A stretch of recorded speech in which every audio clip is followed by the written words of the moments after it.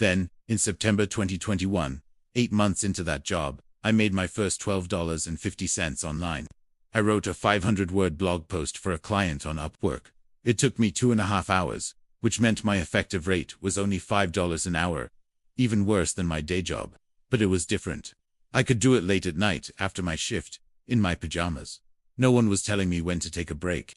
And most importantly, it was a skill that could scale. I could get faster and better at writing. For the next 6 months, I kept my minimum wage job and started freelancing about 10 hours a week in the evenings and on weekends. This brought in an extra $200 to $400 a month. My total income was now around $1,368. The compound effect was starting to kick in. As I got more reviews, my freelance rates went up.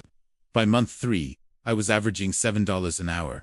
By month 6, it was $12 an hour. By month 9, it was $18 an hour. All while still working my 40-hour day job. Let's talk about the reality of minimum wage in 2025. There are 22 states still stuck at the federal minimum of $7.25 an hour. States like Texas, Pennsylvania, and Georgia. On the other end, you have states like Washington at $16.28 and California at $16.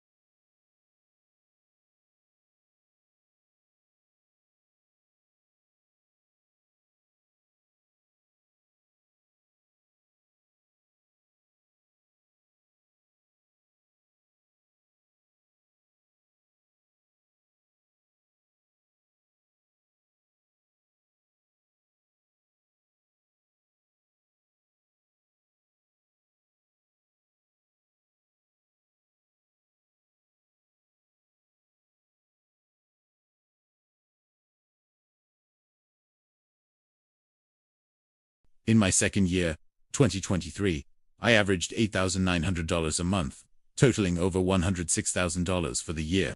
This is the power of the compound effect. In year 1, at a minimum wage job, you make about $15,000. After 3 years, with small raises, you might be at $15,600. Your total for those 3 years is about $46,000. My online income journey over 3 years. Year 1 was $18,000. Year 2 was $106,800. Year 3 is over $120,000. The 3-year total is over $245,000. That's a difference of nearly $200,000. But it's about more than just the money. After 3 years at a minimum wage job, your primary skill is maybe customer service, and your market value is still around $10 an hour. After 3 years of building an online business, I've gained skills in writing, marketing, SEO, client management, video production, sales, and negotiation. My market value is now between $50 to $150 an hour. You're not just earning more. You are becoming more valuable. Now, it's not all sunshine and rainbows. I have to be honest about the brutal truth. In the early months, I faced constant rejection. I sent 47 proposals just to land 3 clients. There were days I wanted to quit. I had a client who did pay me $340. I took on a project that ended up paying me just $8 an hour. Imposter syndrome was my constant companion. And when I had a medical expense, I had no health insurance because I'd lost it when I quit my job. The reality is, staying at a minimum wage job gives you a guaranteed, albeit low, income. Transitioning to online work is full of risk and uncertainty, especially in the first year. The real question is the potential for a 10x income worth 6 to 12 months of that uncertainty? So, can anyone actually make this transition? The honest answer is no, not everyone. You need 3 specific things. First, you need a financial runway. The biggest mistake is quitting your job on day 1. I recommend keeping your job and freelancing on the side for at least 6 to 12 months. Build your side income up to 50% of your day job's pay and save up 6 months of living expenses. Then, you can make the leap. Second, you need a trainable skill. And trust me, everyone can do something. If you have basic writing skills, you can do content writing or social media management.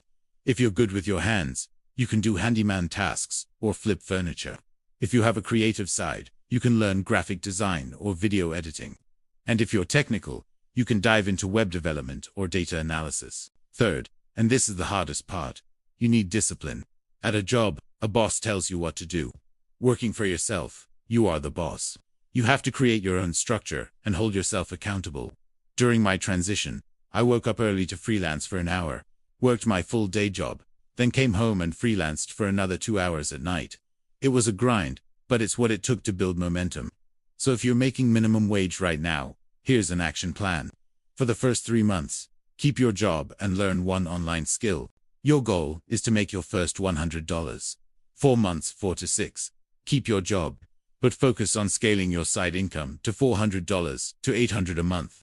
By months 7 to 9, aim for $1,000 a month in side income and have at least $4,000 saved. This is your decision point. If you can scale, then month 10 is your transition to full-time online work. The reality is, most people who try this will give up. They quit their job too early, they lack the discipline, or they get discouraged by rejection. The way to be in the 10% that succeeds is to be patient, persistent, and strategic. Keep your job until your side hustle is solid.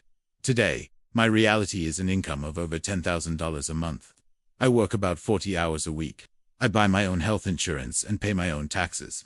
I have no job security in the traditional sense, but I also have no ceiling on my potential. Would I ever go back to a minimum wage job? Never. The minimum wage kept me surviving. Online income gave me options. If you found this helpful, make sure to subscribe. In my next video, I'll break down 5 online skills you can learn in the next 30 days to start this journey. Thanks for watching.